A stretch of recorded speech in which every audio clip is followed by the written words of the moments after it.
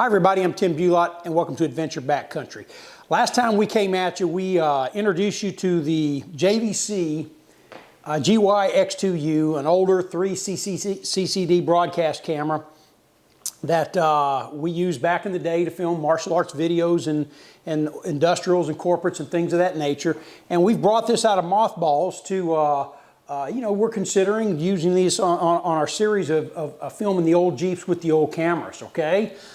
And we've done some work on this camera since we last had it out, and we've really got the images looking pretty good for today's times with an old camera. So we're gonna show you a little bit of that here in a bit. But today, we're here more to talk to you about this one right here. This is another one that we bought back in the early 90s, and I purchased this camera just before the JVC. And it's been, once again, it's been in storage, and I got it out and fired it up, and in preparation for this upcoming project for y'all, we're testing this camera, and it seems to be working just fine, especially considering all the amount of time that it's been sitting up. This is the Sony CCD VX3. This is a 3-chip Hi-8 camcorder. Okay, so back in that day, I worked with, and it's not just me, I had, you know, good friends, Jan Eckhart especially, Derek Gonzalez, all camera operators and martial artists that helped. But we worked with 3 different Hi-8 camcorders. The first one we had was the Canon A1 Digital, and here's a little bit of footage from that we shot over in China on a project with that camera.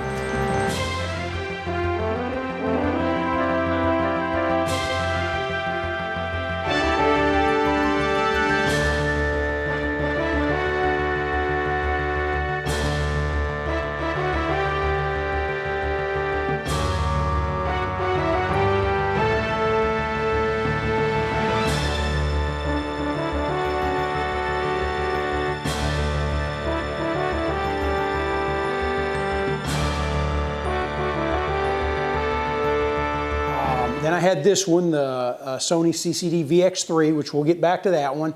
And then on the very top end, we had the Sony EVW-300, which I don't have those 2 cameras anymore. But the EVW-300, as you can see here, was a high-end industrial broadcast type camera, similar to the JVC. As a matter of fact, they were competitors, Hi-8 versus S-VHS and so forth. So it was Sony's answer to that. And you can see the images for that day were pretty dadgum phenomenal with those 3 1/2-inch sensors. So I picked this camera up basically to kind of fill the gap between, you know, the smaller 1 CCD and then the larger 3 CCD cameras. We couldn't really do paid jobs with this. I mean, we did some, but the client didn't really understand that a small camera like this was capable of producing the same as a shoulder-mounted camera back in that day. So, you know, you had to impress when you went out on a video production back in that day. But for the martial arts videos that we did, this one came in quite handy because it allowed us to move around freely. It's lightweight and so forth. With the 3 CCD, it did compete with these larger cameras. Now, these are 1/3-inch CCDs, where like the JVC over here behind me are 1/2-inch CCDs. So specifications-wise, the JVC is superior, okay? But we're gonna put these side by side here in a few, and then there'll be a lot more of that coming up. But this camera could be maneuvered in ways that those shoulder cameras just couldn't. So it had its benefits. I think the images from this are phenomenal. So, Sony does color as good, if not better, than anybody. And with the CCDs, you know, today we use CMOS sensors. And, you know, if I'm explaining this right, the CMOS sensors, they see the image and they process the image, where the CCD just sees it and passes it on to a separate processor. So it's not doing double duty. Plus, these cameras had what's referred to as a global shutter, which exposes the frame all at once, whereas the newer cameras have a rolling shutter, except for the high-end ones, which rolls across and exposes it from top to bottom or bottom to top. And that's where you get the jello effect or the jittery effect, wobbling and things of that nature. These seem to do a better job of filming fast motion. I mean, these were just buttery smooth all the time, even though we were filming in an interlaced format. Now, cameras have come a long way. This by no means can match that DVX200 that I'm filming this with, but that's not the point. The point of this project is to use these vintage camcorders to get some retro looking footage of the Jeep projects, okay? So instead of using special effects, we've got gear, why not use it? Now, so on this particular camera here, it's got quite a bit of manual controls across the bottom. I have built-in ND, which is great. I've got my focus ring, my iris control ring, and I can kind of select those and use them like I want. Tape loading mechanism, okay, for the Hi-8 tapes, which records in 400 lines of resolution. It does not have an external viewfinder, a flip out. It was a little bit before that era. The next models coming out had those when they went to the digital 8. And then the viewfinders in black and white. So that meant that we had to have on-scene monitors, which we always carried, or we just had to be that much familiar with the camera so that we could trust our settings. And sometimes we didn't get it right, and we had to go do it again. Also, one thing that this camera lacks is any way of monitoring the audio through any type of meters, either on the display here or in the viewfinder. So you always had to, where is it? It's right here. You had to use headphones. I mean, and that was just part of it because audio was so critical, and especially using an external mic, if your battery dead or bad connection, you got static, crackling, or no audio whatsoever, you had to monitor your audio. So just wearing headphones was just part of it, and we'll do the same when we shoot these projects now.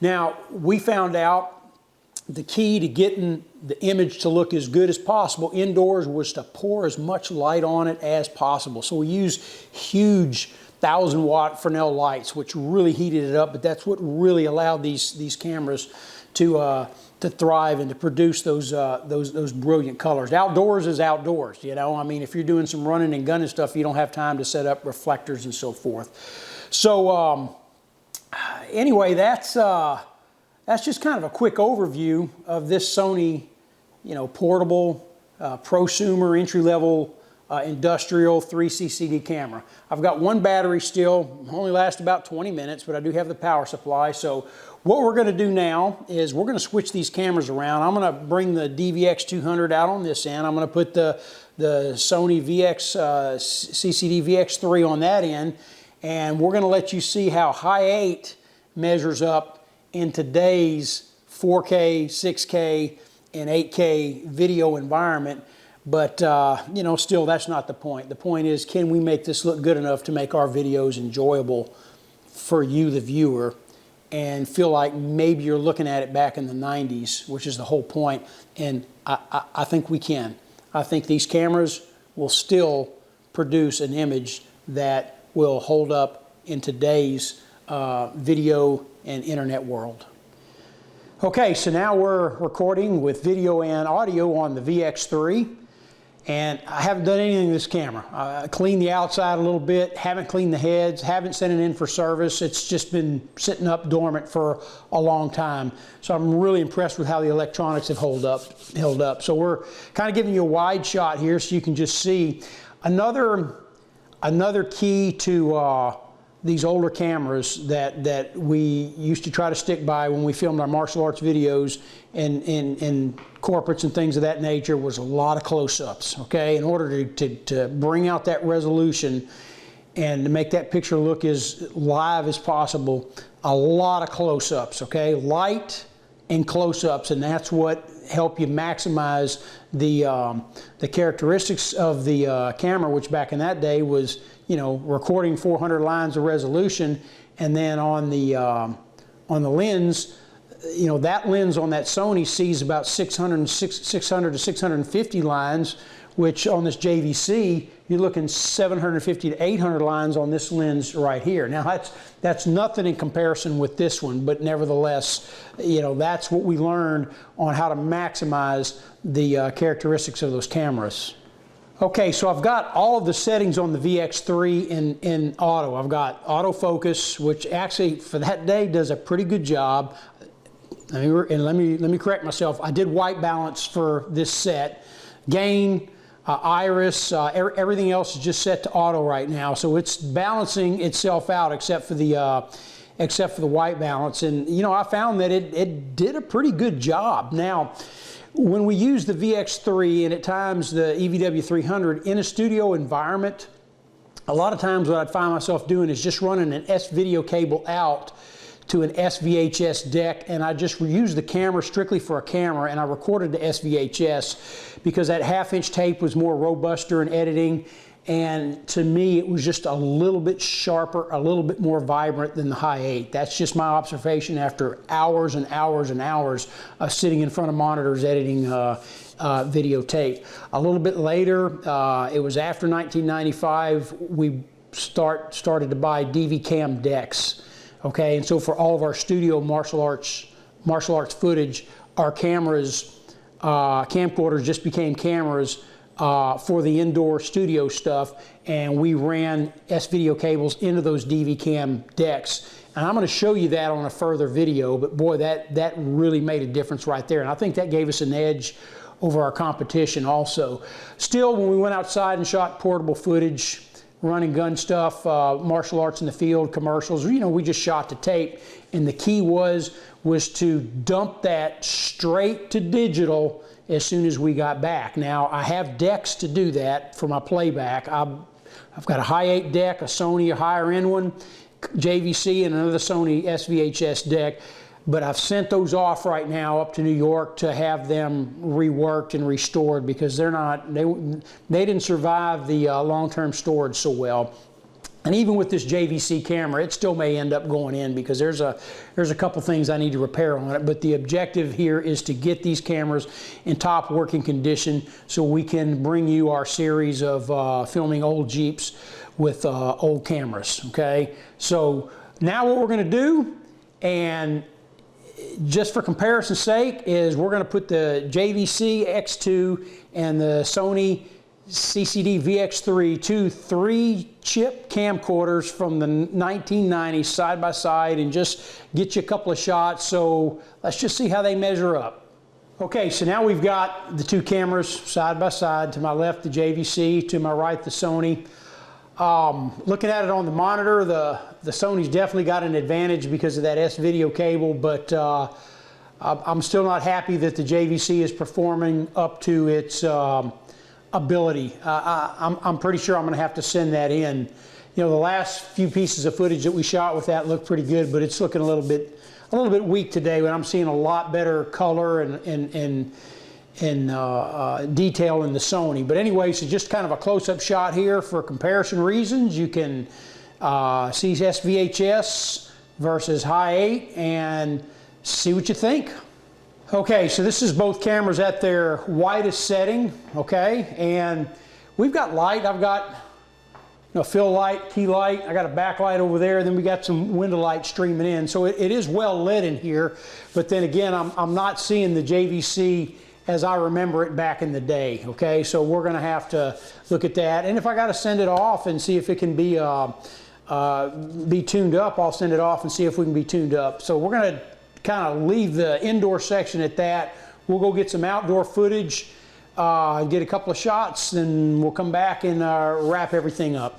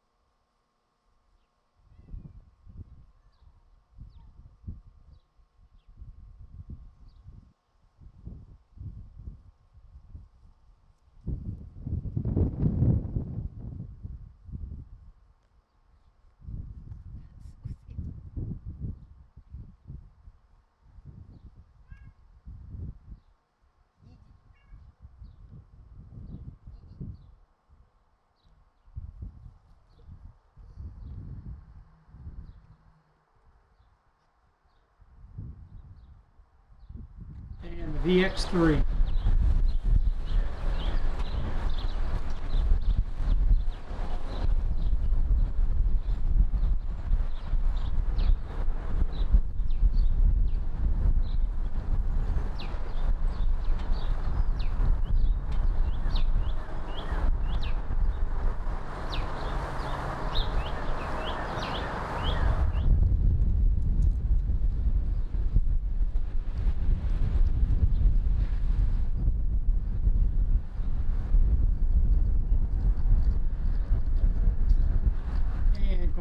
VX3.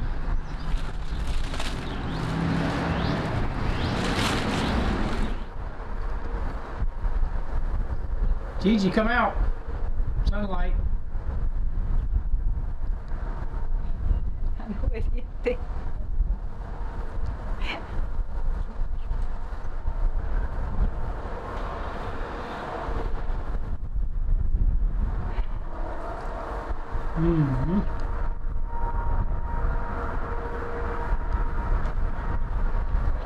Esa es mucha. Gigi, tú te pareces a tu dueño con las cámaras.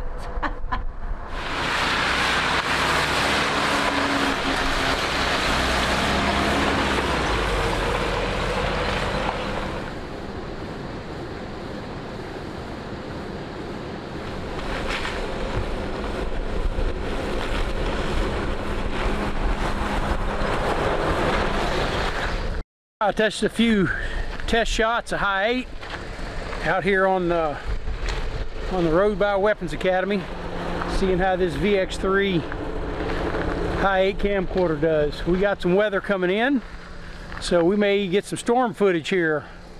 Hard to say. Anyway, just out here having a good time.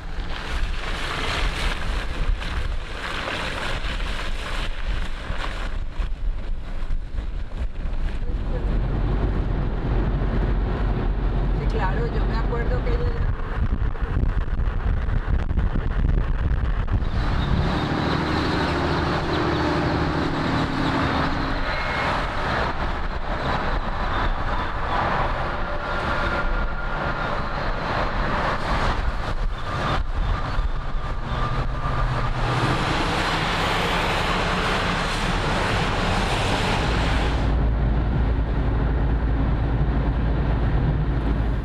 Okay, so now how do we get this video into a computer? So here's what I've got set up. I've got the X2 camera. I've got my video and audio outputs going into this digital video machine, okay, in here. Now this records on tape, but I'm not going to record on tape. There's no need to. I'm just going to use this basically as a converter. It's going to come out of this digital firewire cable to this portable record deck right here. And then, so I'm going straight from the camera to a compact flash card. Okay? The only generation loss that I'm going to have in this process is through these cables. Okay? Now this is an analog video cable. It pains me to do this because I don't have the S-video cable, so I'm doing component. Somebody can find me a JVC 7-pin to 4-pin. You got a free class at Weapons Academy. Anyway, I'll throw that out there. So in the portable deck here just acts as a converter only. So that's basically how we do it. Now I've got the tape queued up. So what I'm going to do is just using my VCR controls here. I'm going to hit play on this. Get some glasses on here. Okay, and you'll see my color bars come up. Okay, just to break that down for you a little bit more, this is what the compact flash card is for this particular unit. It feeds into the side, okay, locks into place, closes, okay, the machine sees it, tells you how much time you got. I got 26 minutes left on this card, etc. This runs off a battery. The little field deck runs off of a battery, okay. I always put color bars between my with these old cameras anyway, I lay down color bars between my clips. Okay, so as I key this up, I'm going to go back till I see the color bars. Okay, and then I'm going to let it play. And now I'm recording. And yeah, I can see the little light right here that shows that it's recording. Now let's get some audio in here.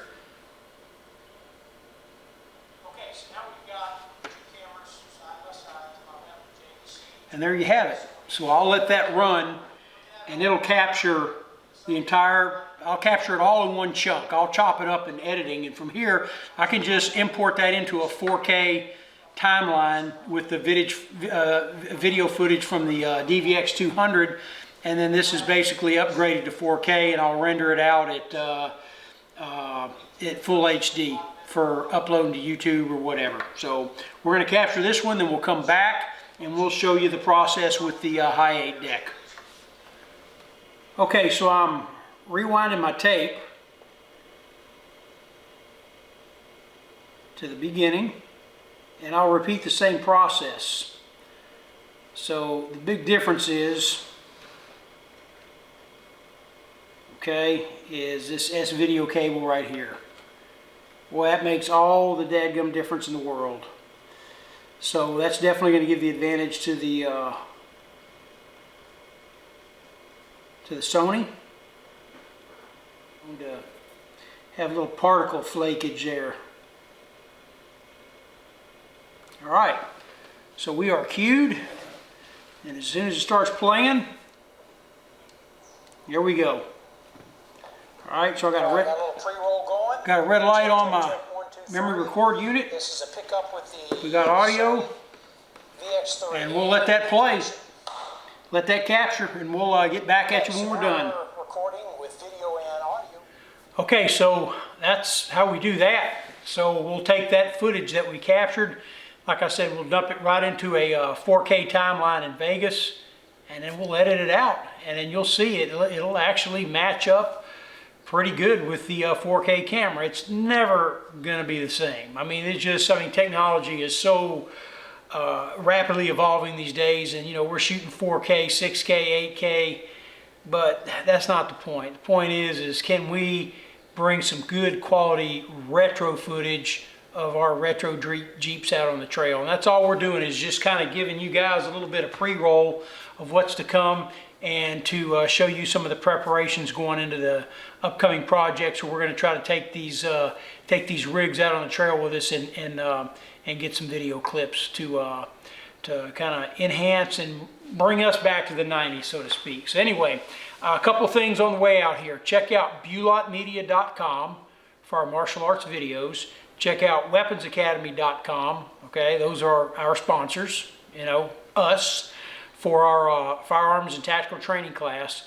And then do us a favor, like the channel, subscribe to the channel, and pass the word along. We're trying to be unique in what we do, but at the same time, I'd like to invite you, if you've got an old camcorder and an old Jeep or an old vehicle, get some footage with that thing and put it up there. I'd like to see it, and I think a lot of others would too, okay? Because we kind of, like I said, it's kind of hard to give up the past sometimes, especially when the present's so screwed up, for a lack of a better term there. Anyway, y'all take care.